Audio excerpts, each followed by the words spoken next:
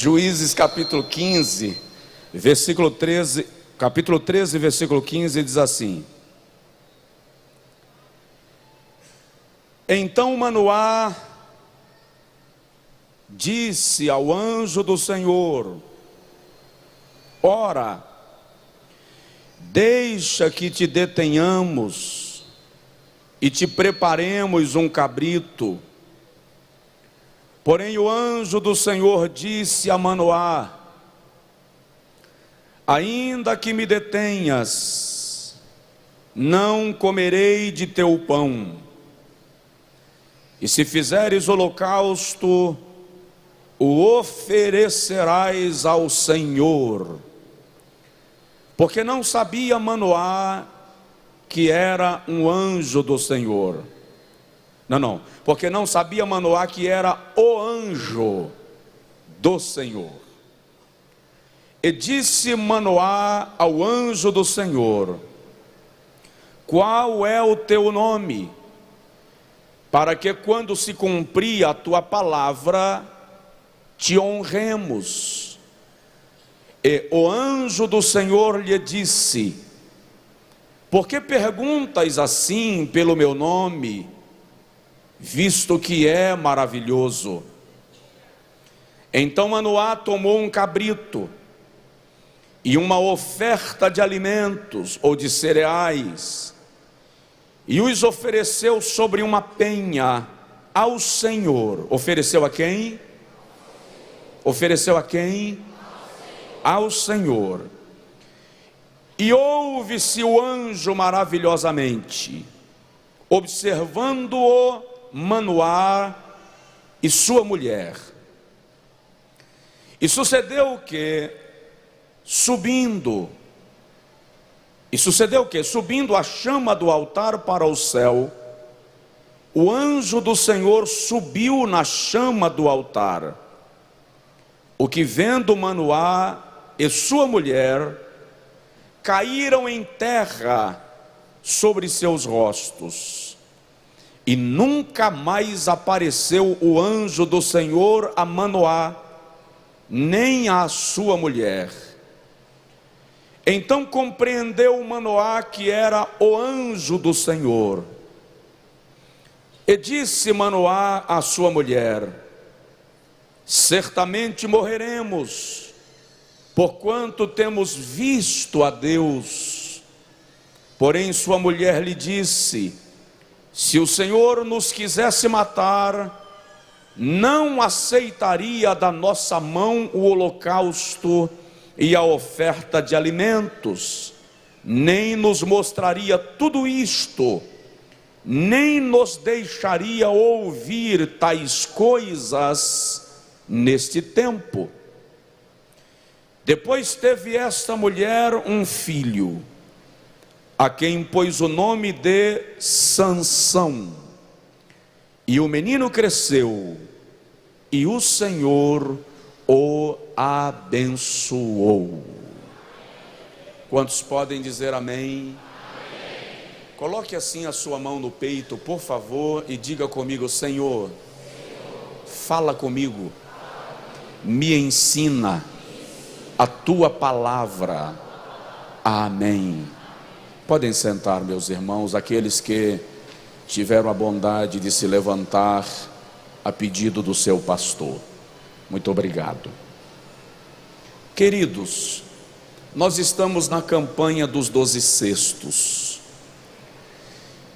Estou não apenas profetizando, estou crendo em provisão, estou crendo em milagres, estou crendo em porta aberta.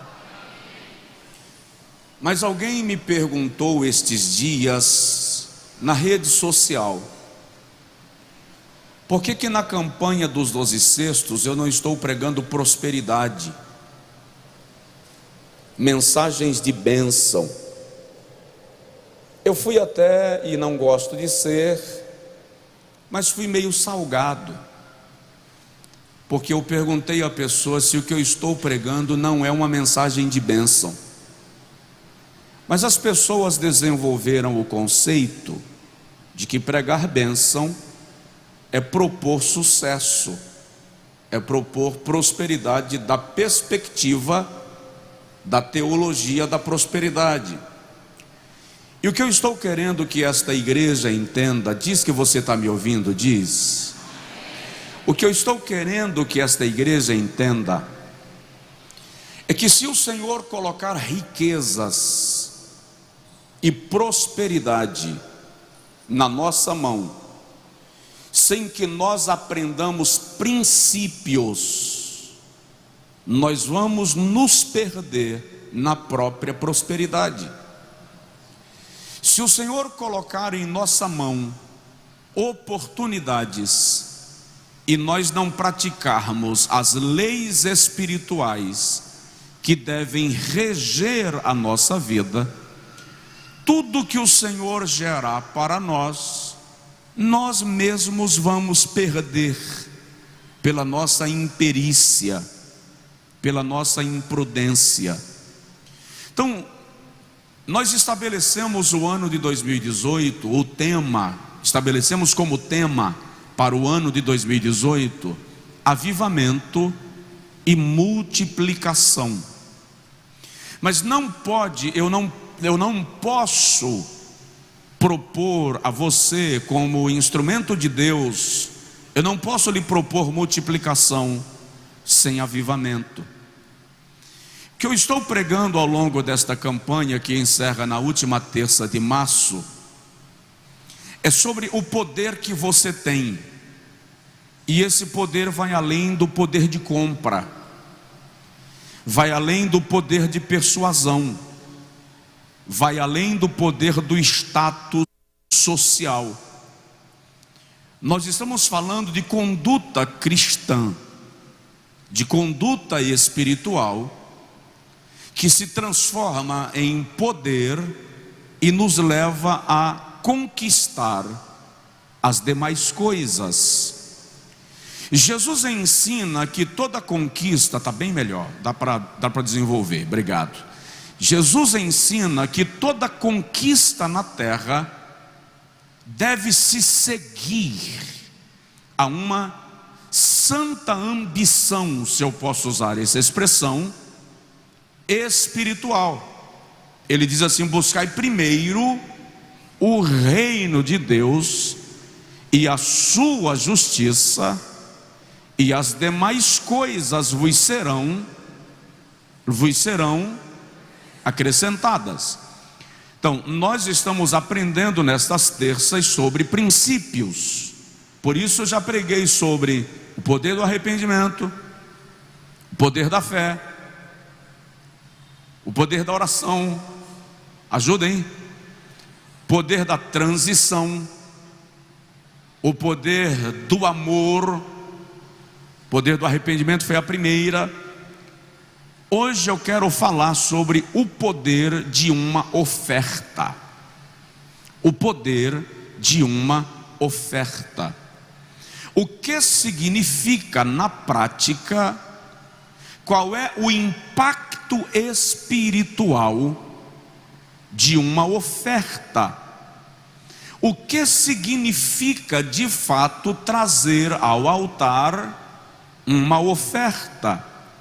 Óbvio, vou repetir, já falamos aqui sobre o poder do arrependimento, sobre o poder da oração, da fé, da transição e do amor.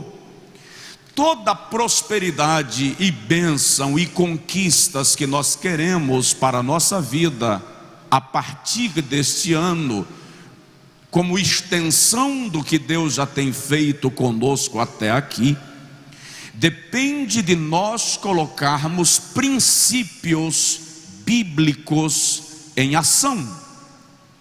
Se não colocarmos princípios bíblicos em ação, presta atenção, a bênção chega, mas não é retida em nossas mãos. Se o irmão lê o profeta Ageu, vai ver quando o Senhor diz assim: vocês trabalham e colhem, ou seja, eles desfrutam, eles recebem, eles colhem o fruto do trabalho. Aí o Senhor diz: mas o que vocês colhem é como posto num saco furado. Colhem mas não retêm, colhem, mas não percebem a colheita, recebem, mas perdem o que receberam. Então o Senhor está, através de Ageu, dizendo a Judá que eles colhiam, mas não retinham, porque eles tinham a bênção de Deus no trabalho das suas mãos, mas porque não estavam obedecendo e observando princípios, a bênção vinha, mas eles a perdiam sem desfrutar dela. A pergunta que muita gente faz é: pastor, eu trabalho. Outro dia um irmão disse assim: pastor, eu trabalho igual uma mula, trabalha muito, eu não ganho mal, mas quando fecha o mês, eu não consigo entregar o meu dízimo, porque todo mês eu fecho negativo. Eu inclusive disse para ele: muito provavelmente seja por isso que você fecha negativo. Tá uma explicação bastante bíblica. Inverte o posicionamento e descobre se a minha ponderação contigo pode estar equivocada. Então, por que será que muitas vezes nós estamos desenvolvendo vocês estão me entendendo bem? Desenvolvemos as nossas atividades profissionais, trabalhamos muito, recebemos, mas não sentimos a prosperidade acontecer, não crescemos, porque a bênção de Deus está relacionada à observância de leis e princípios espirituais, que são arrependimento, oração, fé, transição, amor. Se isto falta em nós, nós não estamos aptos para desfrutar daquilo que é a proposta de Deus para a nossa vida. Então hoje eu quero falar contigo sobre o poder de uma oferta. Se não der tempo concluir hoje, visto que a gente já teve alguns contratempos imprevistos ou imprevisíveis, a gente continua posteriormente. Mas Juízes capítulo 13 traz para nós o relato da promessa do nascimento de Sansão. A Bíblia não faz menção do nome da mulher de Manoá, que vem a ser a mãe de Sansão. O texto só diz, bem no início do capítulo, que ela era estéril. E enquanto aquela senhora estava cuidando dos afazeres da casa, lhe aparece um anjo. E o anjo do Senhor diz para ela: você não vai beber bebida forte, porque você vai ficar grávida. E a criança que estará no teu ventre é um nazir, é um separado, nazireu de Deus, consagrado ao Senhor. Ele vai nascer com um propósito, vai nascer com uma missão. Aquela mulher fica tão empolgada que ela corre em casa e diz ao seu marido: me apareceu um anjo e ele me disse que eu vou ficar grávida, e me deu esta e esta orientação. O esposo dela foi orar, diz a Bíblia, Manoá foi orar. E quando ele ora, ele diz ao Senhor: eu te peço, isso está no capítulo 13, faz o teu anjo aparecer de novo. O relato do texto dá a ideia de que Manoá quer ter certeza que a promessa de fato é uma promessa de Deus. Ele quer testemunhar a promessa. Ele pede para que o Senhor envie o anjo outra vez. E os versículos do capítulo 13 dizem para nós que em dado momento a esposa de Manoá está sentada e o anjo lhe aparece de novo. E é interessante que quando a Bíblia diz do anjo que aparece, na perspectiva da mulher de Manoá e na perspectiva do próprio Manoá, o escritor registra como o homem apareceu. Mas quando ele está escrevendo de quem se trata, ele diz o anjo do Senhor. Por quê? Presta atenção nisso. Teologicamente há um fenômeno espiritual chamado de teofania. Teofania é quando um ser espiritual se apresenta em forma humana.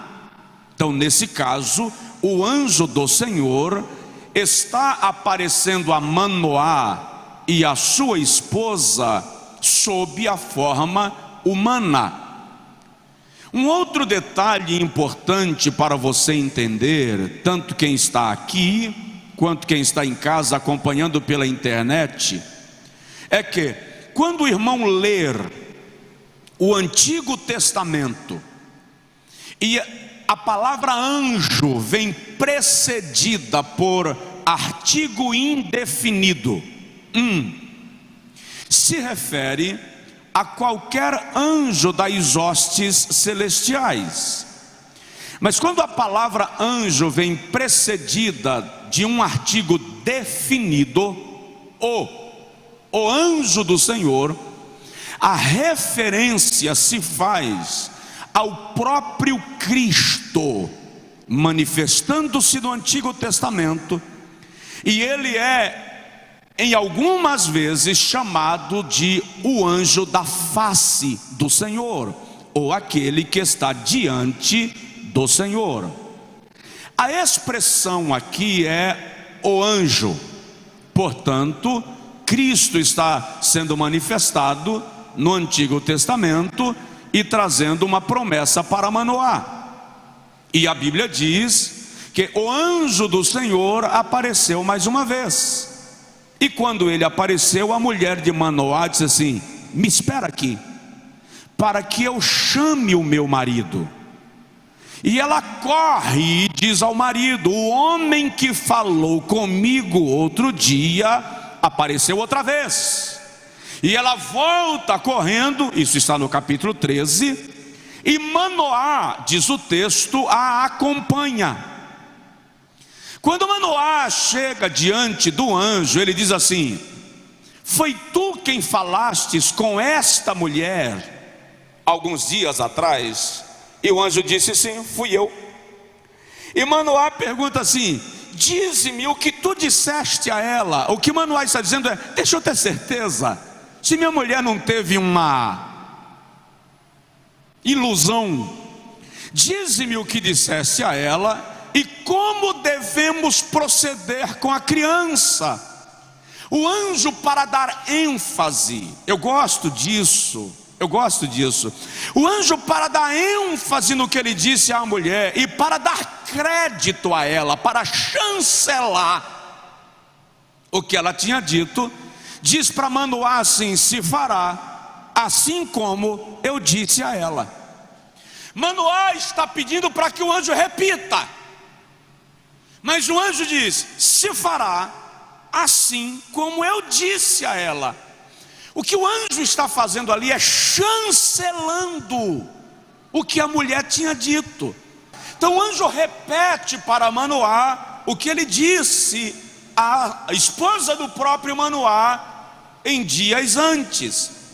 Quando Manoá ouve isso, ele diz ao anjo assim: deixa que te detenhamos, ou seja, me permite te pedir que espere, porque nós vamos te oferecer um cabrito. O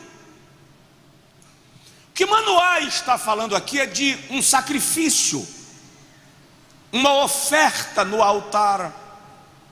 E o anjo responde a Manoá da seguinte maneira no versículo 16: ainda que eu te espere, ainda que tu me detenhas, eu não comerei do teu pão, e o teu holocausto tu oferecerás a Jeová. Note que o anjo rejeita o sacrifício para si e direciona para Deus. A Bíblia diz que Manoá correu lá, preparou o cabrito, trouxe, ofereceu o cabrito, e ofereceu, diz o versículo 19, uma oferta de cereais, uma oferta de manjares. E a Bíblia Sagrada diz que o anjo tocou na oferta, e a oferta se queimou, e na fumaça o anjo subiu. Presta atenção nisto, eu vou falar de maneira mais detalhada desse assunto um pouco mais à frente. Mas a Bíblia diz no versículo 19, que enquanto Manoá oferecia a sua oferta na rocha, na penha, o anjo operou maravilhas diante dele e da sua esposa. Está no versículo 19. Enquanto ele oferecia, na versão que nós temos diz assim, e ouve-se. Em algumas versões diz, e operou. Nas versões mais próximas dos textos originais, das versões mais antigas, a expressão é, e o anjo do Senhor operou maravilhas aos olhos de Manoá e da sua mulher. É interessante, a Bíblia não diz quais foram as maravilhas que o anjo operou. Foi uma opção do Espírito Santo não querer registrar quais foram as maravilhas, mas o fato é que a oferta gerou maravilhas aos olhos de quem a ofertou. Provoca o irmão do seu lado e diz para ele, maravilhas serão operadas aos teus olhos. Maravilhas serão operadas aos teus olhos. Aleluia. E depois dessas maravilhas o anjo se vai, e Manoá é tomado de medo. Eu passei a admirar essa mulher. Eu nunca tinha estudado um pouco mais sobre ela, e hoje à tarde eu tomei um tempo tentando descobrir alguma coisa dessa mulher, e vou pesquisar um pouquinho mais. Mas ela é uma mulher de uma sensibilidade espiritual extraordinária, porque Manoá é tomado de pavor. Quando o anjo vai embora, ele diz à mulher, nós vamos morrer, porque nós vimos a Deus. Olha o discernimento dessa senhora. Se o Senhor quisesse nos matar, não teria nos feito uma promessa. Se o Senhor quisesse nos matar, não teria aceitado a nossa oferta, nem teria operado maravilhas tais diante dos nossos olhos. Aleluia. Você não entendeu? A palavra daquela mulher é, se o Senhor quisesse te matar, Ele não teria te feito uma promessa. Se o Senhor quisesse te matar, Ele não aceitaria o culto que você veio oferecer a Ele esta noite. Se o Senhor quisesse te matar, Ele não te faria ver as maravilhas que Ele tem operado em teu favor. Esta é a fala da mulher.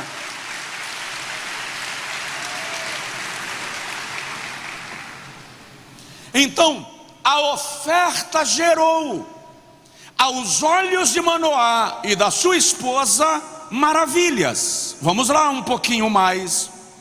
Mas é interessante, e a Bíblia Sagrada diz que Manoá preparou o seu cabrito e a oferta de manjares, e ofereceu a oferta sobre a penha, versículo 19, sobre uma rocha, sobre uma pedra, que ele utiliza como altar.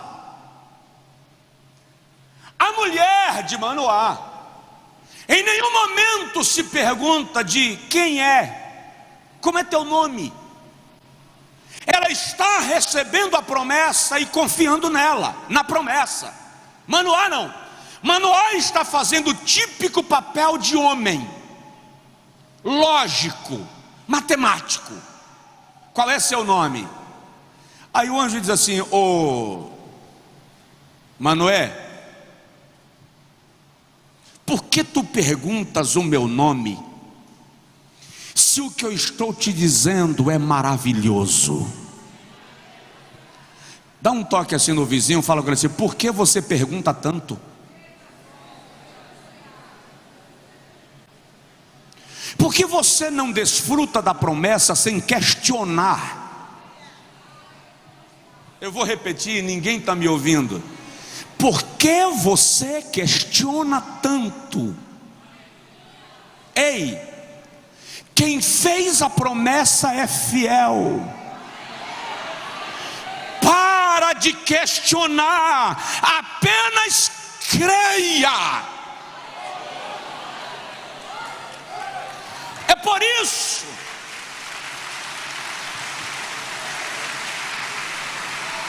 por isso que no Novo Testamento, numa situação parecida, o anjo aparece a duas mulheres, uma virgem e a outra idosa e estéril.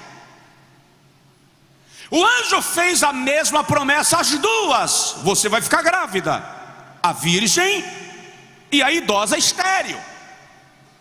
A virgem perguntou: como se fará isso? O anjo explicou: o Espírito do Senhor virá sobre ti, te cobrirá com a sua sombra, por isso mesmo o que de ti sairá será chamado Santo Filho de Deus. Mas no outro caso, a idosa apenas creu. O velho pai perguntou: como isso vai acontecer? O anjo disse, aliás, ele não perguntou como vai acontecer: que sinal me dás de que isto vai acontecer? O anjo disse: vai ficar mudo. A menina perguntou e o anjo declarou sobre ela o Espírito Santo. Ele perguntou e o anjo declarou sobre ele mudez. Por quê? Ambos não perguntaram? Sim. Quando você pergunta porque quer entender o plano, Deus tem prazer em te revelar. Quando você pergunta porque duvida, você fere o caráter daquele que nunca falha.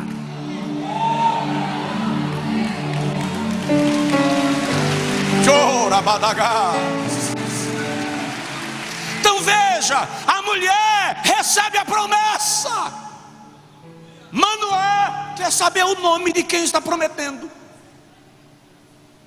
Aí o anjo diz assim: por que perguntas o meu nome, se o que eu estou te revelando é maravilhoso? Se concentra na promessa. É isso que o anjo está dizendo. E o anjo vai embora. Agora observe, no Antigo Testamento, nos tempos dos patriarcas, todo lugar onde havia um encontro com Deus se tornava um lugar sagrado. Se houve um encontro, estou falando sobre o poder de uma oferta. Quando havia um encontro com Deus, o lugar se tornava santo, sagrado. E eles edificavam a Deus um altar e ofereciam a Deus um sacrifício. Por exemplo, quando Abraão partiu de Harã para Canaã, a Bíblia diz que na sua primeira parada em Siquém, o Senhor lhe apareceu. E quando o Senhor apareceu a Abraão e lhe fez promessas, em Gênesis capítulo 12, versículo 7, está escrito assim: e Abraão edificou ali um altar ao Senhor. Segura, o que eu vou lhe dizer é poderoso. Se o irmão acompanhar a trajetória de Abraão, vai perceber que todos os lugares onde ele parava, ele edificava um altar. O único lugar onde Abraão não edificou um altar Foi no Egito. E foi exatamente no Egito que a sua descendência foi escrava. Olha para mim. Na área da sua vida onde você resiste em edificar um altar, esta é a área onde o diabo vai querer te escravizar.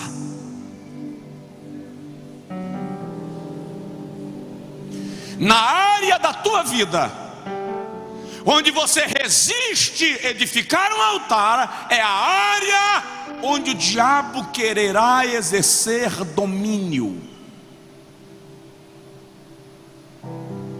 Porque onde há altar, há sacrifício. E onde há sacrifício, Deus está sendo adorado.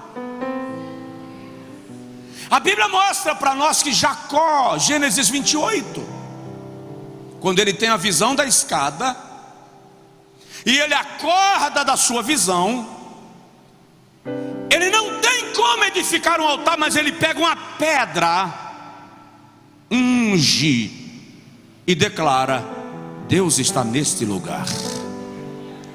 Este lugar é consagrado ao Senhor.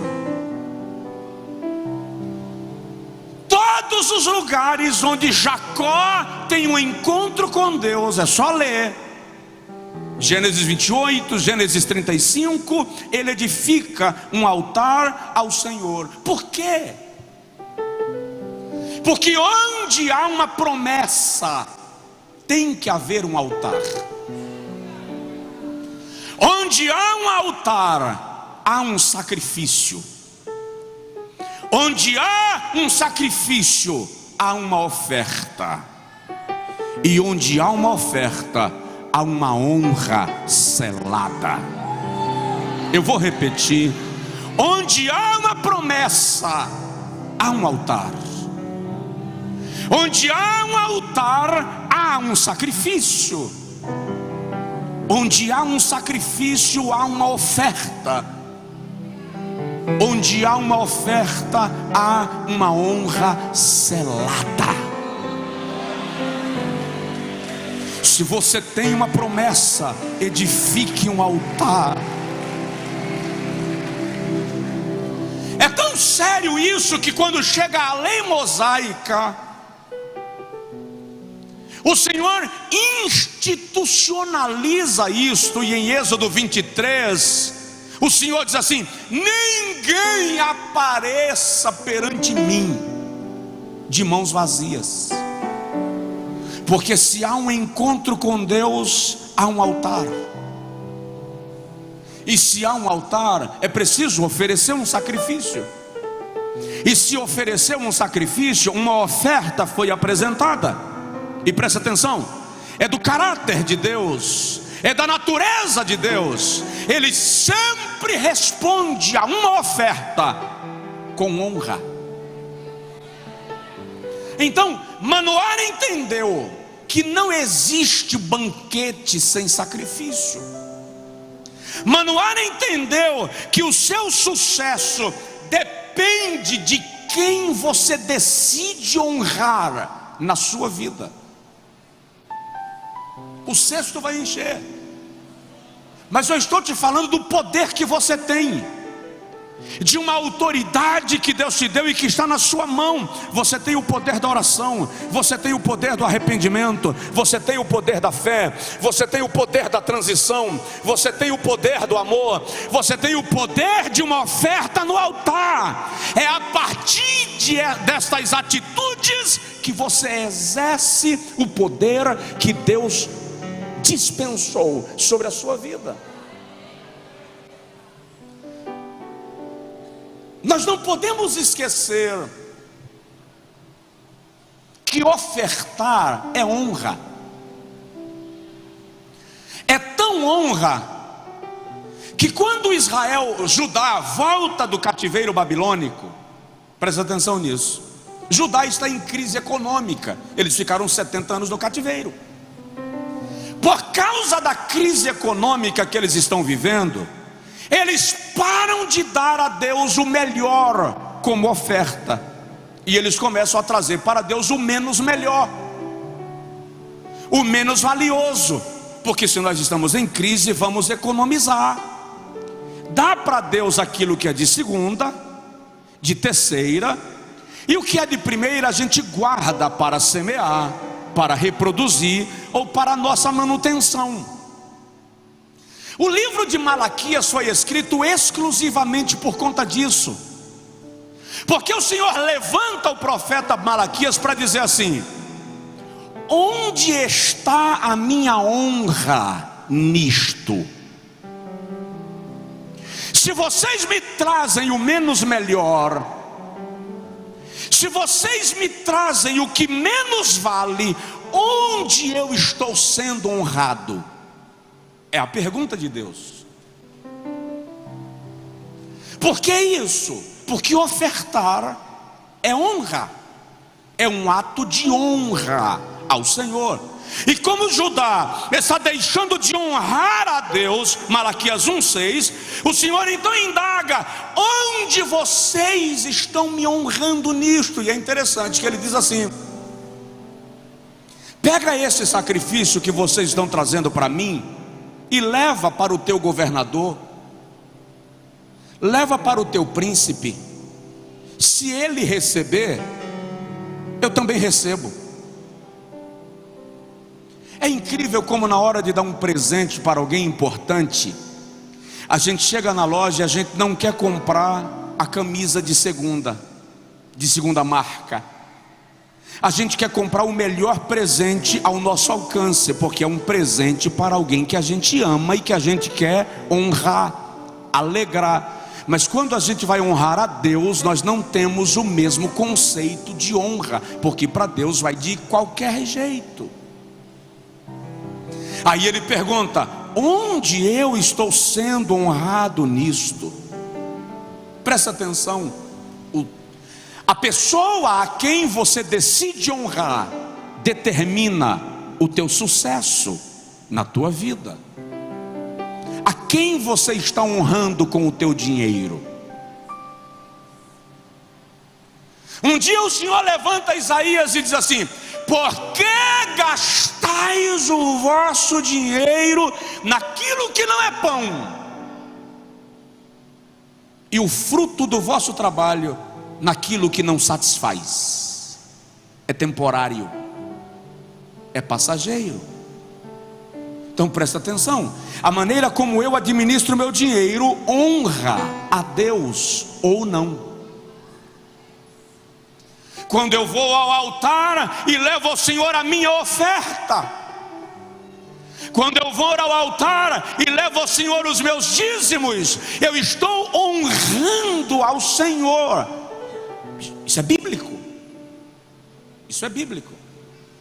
É tão sério isso que com Judá o tratado de Deus foi muito grave, porque o Senhor chegou a dizer a Judá assim: vocês estão me roubando, através de Malaquias. E eles perguntam a Deus: em que estamos te roubando? E o Senhor diz assim: nos dízimos e nas ofertas. Vocês estão me roubando.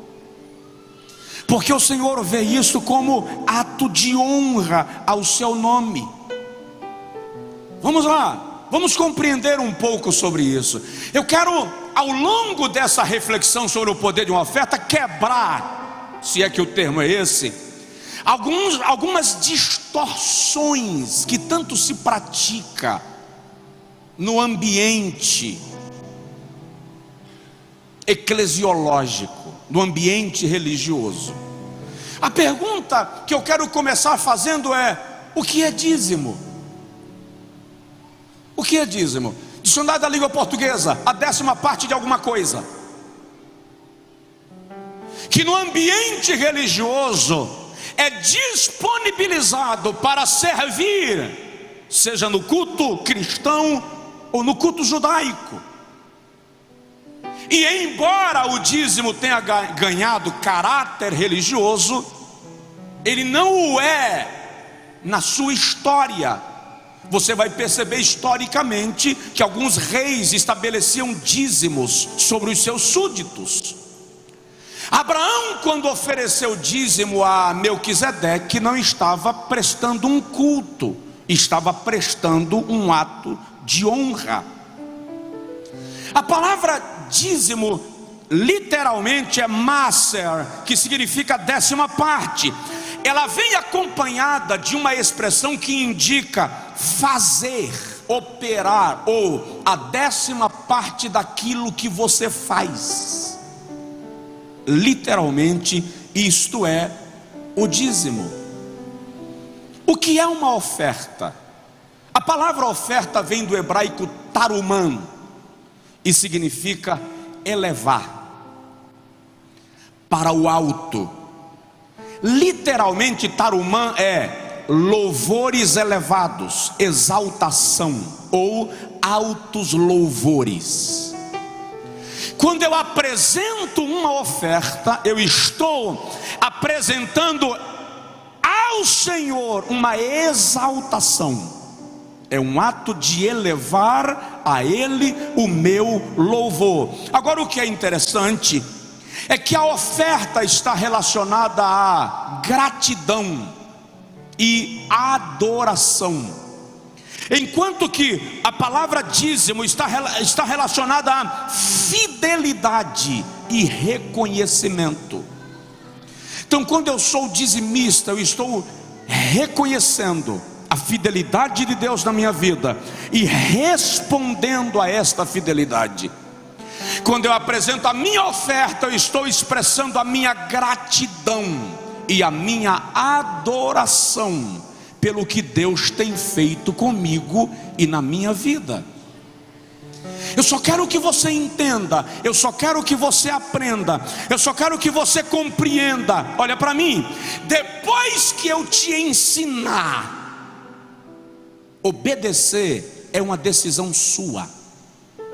Depois que eu te ensinar, obedecer é uma decisão sua. Eu aprendi, o Espírito Santo tem me dito que eu preciso te ensinar valores espirituais, porque se eu não te ensino, você não aprende, e se não aprende, não tem a oportunidade de colocar em prática, e deixa de desfrutar daquilo que Deus tem reservado para a tua vida. Aí eu me torno corresponsável pela bênção que você não recebeu. Essa é a responsabilidade de pastorear, é ter a obrigação de ensinar, para não me tornar corresponsável pela bênção que você não recebeu. Depois que eu te ensinar, colocar em prática é uma decisão tua. E se você colocar em prática, diz o Senhor e não eu, diz a palavra de Deus e não a palavra do pastor, as bênçãos que estão linkadas a estes princípios vão se cumprir na tua vida, para a glória de Deus Pai. Você vai receber.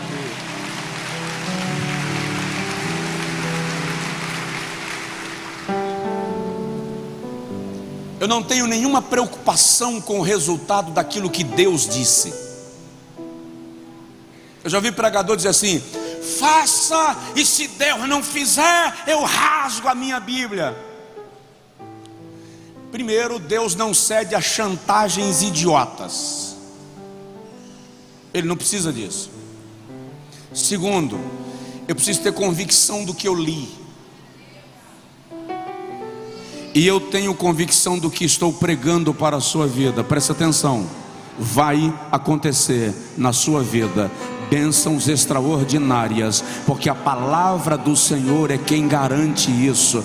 Presta atenção, não depende do pregador. Se fosse o pastor Josué pregando, se cumpriria. Se fosse o pastor Emanuel, o pastor Edivaldo, o pastor Alcides, pastor Paulo, vai se cumprir, porque não é o pastor quem está dizendo, é a palavra de Deus quem garante. Isso basta. Isso basta. Aleluia.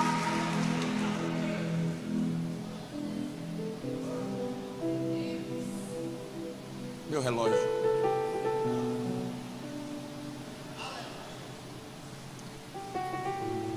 Então, ofertar é honra, é honrar a Deus.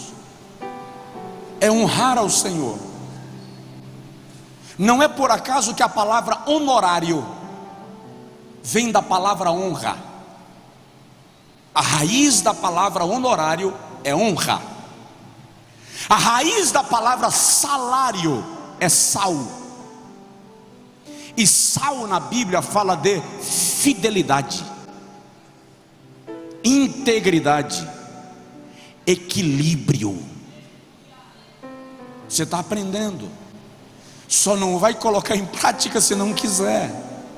Quando a gente vai para o Novo Testamento, para o Antigo Testamento, e a pergunta que eu vou fazer é esta agora: qual foi o tipo de oferta que Manoá ofereceu ao Senhor? Ele ofereceu holocausto. A palavra holocausto significa aquele que sobe. A oferta de holocausto era totalmente consumida no altar, era queimada até ser destruída completamente pelo fogo. Lembra quando Deus conversa com Abraão e pede Isaac? Ele diz assim: vai a Moriá e oferece ali a mim o teu filho em holocausto. É para queimá-lo até que o fogo transforme em cinza. Era uma oferta inteira para o Senhor. Mas Manoá também ofereceu uma oferta de manjares, uma oferta de cereais. O que é a oferta de manjares? Era composta de produtos do alimento do cotidiano. É por isso que o anjo diz assim: eu não comerei o teu pão. Porque a oferta de manjares era metade queimada e metade era consumida, comida pelo sacerdote e pelos levitas. Então o anjo diz a Manoá: eu não vou comer o teu pão. E ele consome tudo sobre o altar.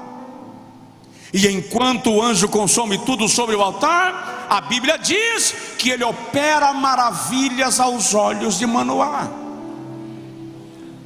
Fosse um estudo bíblico sistemático, eu iria lhe apresentar alguns tipos de ofertas na Bíblia, como a oferta pacífica, que era uma oferta de reconciliação.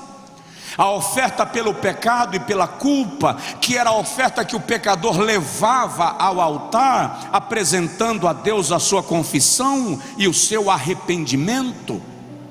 A oferta de consagração dos sacerdotes, todas as vezes que o sacerdote era consagrado ou levita, se apresentava a Deus uma oferta especial.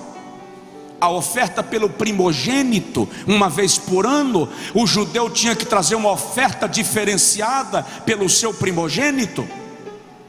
A oferta alçada, quando havia um desafio específico, se conclamava uma oferta específica. O nome disso era oferta alçada.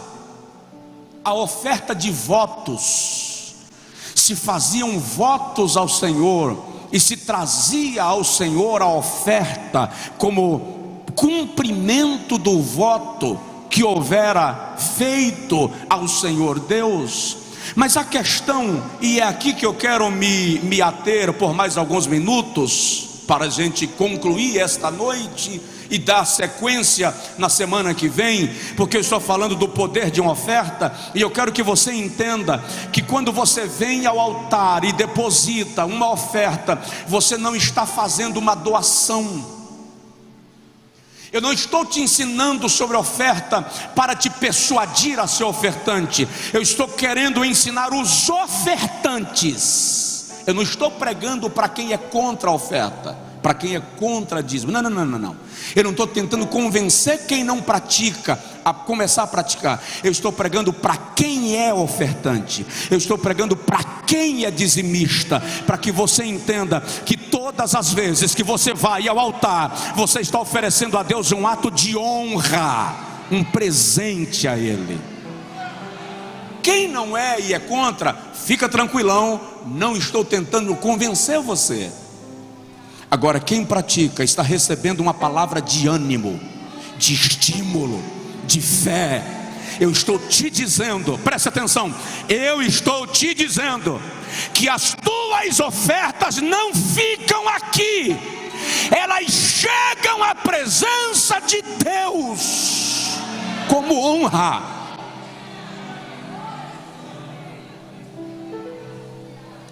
Estou numa campanha de oração,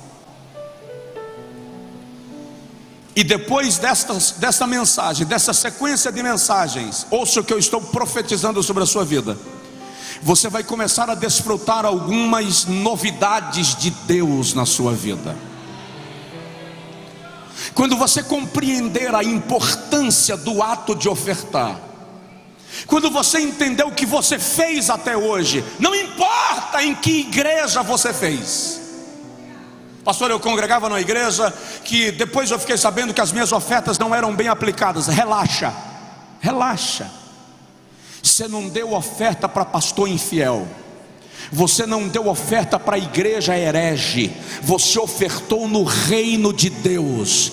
Quem te responde não é o pastor, quem te responde é o Senhor, quem te responde é Deus, é Ele quem vai honrar você. E presta atenção, quem usa mal e de maneira desleal aquilo que é honra para Deus, vai ter que responder a Ele pelo seu ato de desonra.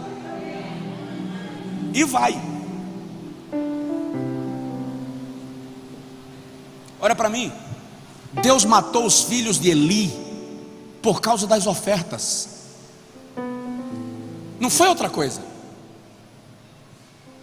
Leia o texto. Quando o povo chegava com a oferta na porta do templo, eles não deixavam a oferta chegar no altar, roubavam lá. A Bíblia diz que eles chegavam nas panelas onde se queimava o sacrifício para alimento dos levitas, enfiava o garfo na panela e saía comendo.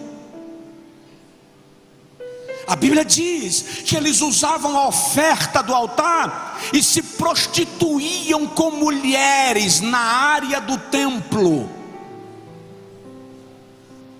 Está escrito. Jeová disse assim: vou matá-los. Não vai ficar um homem vivo na casa de Eli. E se escapar um, nunca será ministro do altar, e morrerá mendigando na porta do templo, porque desonrou o meu altar. Ei, o que eu estou te dizendo é que o ato de ofertar é mais sério do que você pensa. O ato de ofertar é mais sério do que alguns pastores nesse Brasil nosso pensa. A tua oferta vale muito mais do que alguns que ocupam o altar estão percebendo. Jeová não leva a tua oferta como gorjeta, a sua oferta é ato de honra, o seu dízimo é ato de honra, e Deus tomará parte disso.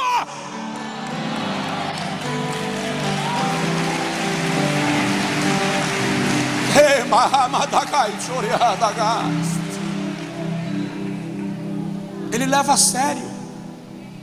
Eu vou parar.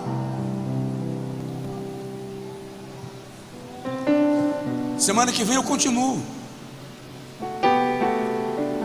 Eu vou repetir. Eu estou querendo que você que é ofertante, você que é dizimista, entenda a importância que Deus dá ao seu ato de gratidão, de adoração, de fidelidade e de reconhecimento. Deus se importa muito com a minha ida ao altar para apresentar a minha oferta de honra e de adoração. Eu ia falar agora qual é a postura que eu devo ter na minha oferta para que ela represente isto que eu acabei de ministrar. Qual é a postura do ofertante? Como deve estar seu coração e sua mente diante do altar quando oferta? Mas se eu for falar disso agora, eu vou ter que mutilar ou cortar ao meio, e eu não quero quebrar o raciocínio. E aí a gente vai concluir falando sobre o que a tua oferta gera na sua vida, porque Deus não é injusto, e a Bíblia chama a oferta de semeadura, e ninguém semeia sem pretender colher. Semeia? Quem semeia quer colher. Então não é pecado ofertar esperando que o Senhor lhe restitua, lhe retribua e lhe abençoe. Vou lhe mostrar isso biblicamente, e vou declarar em nome de Jesus Cristo. Só quem quer e crê, levanta a mão. Eu declaro em nome de Jesus Cristo que a partir de hoje você vai ver uma resposta excelente da tua consagração a Deus no altar. Não é que você não viu até hoje, você vai ver ainda de maneira mais autêntica, mais poderosa. Você vai olhar para trás e vai dizer assim: o Senhor de fato aceitou o meu ato de honra e de gratidão. Fica de pé, por favor. Terça-feira a gente continua.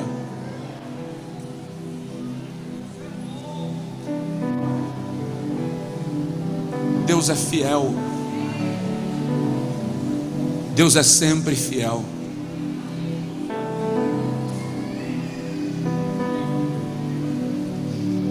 Eu quero orar com você agora. De modo muito especial, eu vou orar por aqueles que entendem o princípio da honra, da gratidão, e que ofertam na casa do Senhor. Deus vai te surpreender tanto. Deus vai lhe surpreender tanto. Quando eu estava estudando agora à tarde, eu fui buscar alguns testemunhos para compartilhar com você, como exemplos, como ilustrações da pregação. O que o Espírito Santo me disse foi: você não vai contar testemunhos, eles viverão o seu próprio testemunho. Você vai viver o seu próprio testemunho.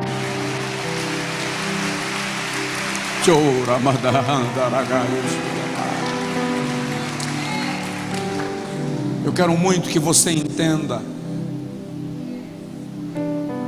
Nem precisaria falar isso, mas é para você entender a ênfase. Eu não brinco de pregação. O que eu prego, eu creio. Odeio a ideia de forçar um texto para que ele atenda o que eu quero. É por isso que muitas vezes eu preciso queimar pestanas, às vezes ficar dias tentando entender um versículo, para te dizer o que está escrito. E tenho a mais absoluta convicção que quando nós ofertamos no altar do Senhor, nós estamos expressando gratidão e adoração. Tarumã, altos louvores. E tenho a mais absoluta certeza que quando apresentamos ao Senhor o nosso dízimo, estamos expressando fidelidade e reconhecimento. E tenho mais absoluta certeza que o Senhor, que percebe nosso ato de fidelidade, reconhecimento e adoração, dá uma ordem no céu. Ele dá uma ordem à terra onde você semeia para que ela produza. Ele dá uma ordem ao teu patrão, ao teu devedor e ao teu credor, para que as coisas caminhem, sejam viabilizadas. Jacó era um pobre de maré. Lembra dessa brincadeira? Eu odiava essa brincadeira, eu só queria ficar do outro lado. Jacó só tinha uma botija d'água e um bocado de pão. E ele diz assim: se o Senhor me abençoar nesta minha viagem, e me fizer prosperar, e me der pão para comer. A oração é assim: e roupa para vestir, e me guardar dos meus inimigos, de tudo que o Senhor me der, eu te darei o dízimo. Tá. Pobre empenado, fugindo do próprio irmão. Quando ele chega na casa do tio que vira patrão, ele acerta um salário com o tio. O tio de Jacó muda o salário dele 10 vezes. Não é para cima, é para baixo. Jacó, vamos fazer um negócio? Só um exemplo. Todos os animais que você vai trabalhar por percentual, você vai trabalhar por participação de lucro. Então, tudo que nascer malhado e salpicado é teu. Tá. Pegou uma varinha de álamo, foi lá e raspou de um lado, não raspou do outro, tirou um tampo aqui, deixou outro ali, colocou a varinha na terra molhada na frente da lagoa. E a Bíblia diz que Jacó faz uma oração, e na sua oração, a Bíblia não diz qual foi a oração de Jacó, mas deve ter sido mais ou menos assim: Senhor, meu salário é o que nascer malhado e salpicado. O Senhor sabe que nessa região não nasce malhado e salpicado, só nasce liso. Significa que se o Senhor não der um jeito, eu não vou ganhar nada. Mas eu fiz um voto.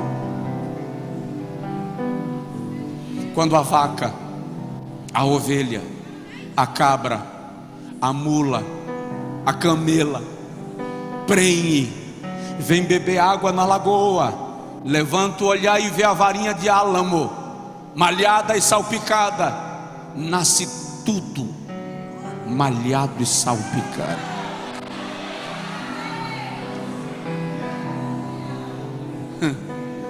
Labão disse: Jacó, vamos mudar esse negócio. A partir de agora, as que nascerem lisas serão tuas. Jacó foi lá, pegou a varinha, raspou toda, enfiou lá e fez: Jeová, o patrão mudou o salário de novo. Agora é o que nascer liso que é meu. Os animais chegavam prenhes para beber água, nascia tudo liso. Se você me disser que isso só é válido para a dispensação patriarcal, eu vou lhe pedir no mínimo que você seja inteligente e pare de ler o Antigo Testamento, porque não serve para você. Está lendo o que não serve para você? Tem o que fazer não? Agora, se eu acredito que serve para mim,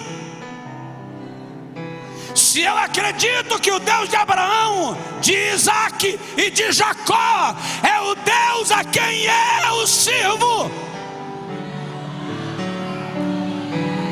se eu creio que a palavra é a mesma e ele não mudou, levanta a mão. Então eu preciso crer que alguma coisa vai mudar na sua vida para a glória de Deus.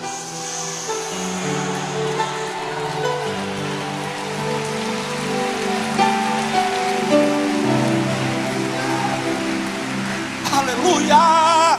Ora comigo, ora comigo e diz para o Senhor: me revela a tua palavra, me revela este princípio, me faz entender isso.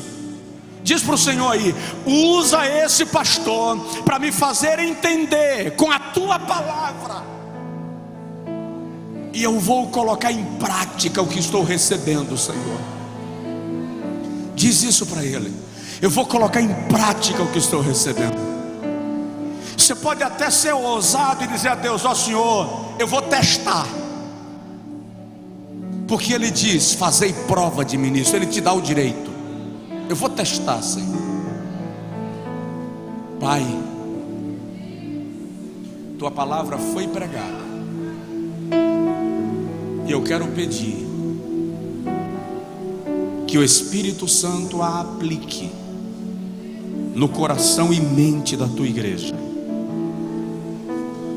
Que os teus servos compreendam a grandeza do que está sendo proferido na tua palavra, e haja um avivamento e multiplicação na vida do teu povo. Senhor, eu sei que o Senhor não tem compromisso com preguiçoso, eu sei que o Senhor não tem compromisso com lerdo, tolo, demente, mas a tua palavra me garante que o Senhor tem um compromisso com quem trabalha, com quem se esforça, com quem empreende, com quem dobra as mangas para produzir. O Senhor tem um compromisso, está escrito. Está escrito. Está escrito que o Senhor tem compromisso até com o sono daquele que empreende, porque se diz que doce é o sono do trabalhador. Então eu quero, Senhor, aqui que a tua mão se estenda sobre os teus servos e prospera a empresa, prospera as finanças, prospera os negócios. Manda embora da empresa do teu servo quem está lesando, roubando, desviando recurso. Estabelece na empresa dos teus filhos homens e mulheres leais ao projeto. E levanta na tua igreja, Senhor, uma igreja consciente da importância do altar. Uma igreja consciente do valor de te adorar, também com as suas finanças, porque há uma resposta do céu à nossa oferta, ao nosso ato de ser dizimistas. Há uma resposta do céu. E eu vou te pedir, Senhor, hoje é terça-feira, daqui até domingo, Senhor, responde para os teus filhos. Dá uma resposta da semente, uma resposta da adoração financeira que eles têm até então prestado no teu altar. Tem gente aqui que está numa crise financeira violenta, Jeová. Tem gente aqui que não está conseguindo curvar-se ao sono durante a noite, porque a ansiedade está ali arrebentando. Eu quero declarar hoje uma noite tranquila. Esse cara vai dormir, Jesus. Essa mulher vai dormir, Jesus. E amanhã ele vai despertar com uma oportunidade que o Senhor vai criar para ele, para ela. Confirma a palavra na boca do teu servo, proferida nesta noite, em nome de Jesus. Só quem crer diz amém.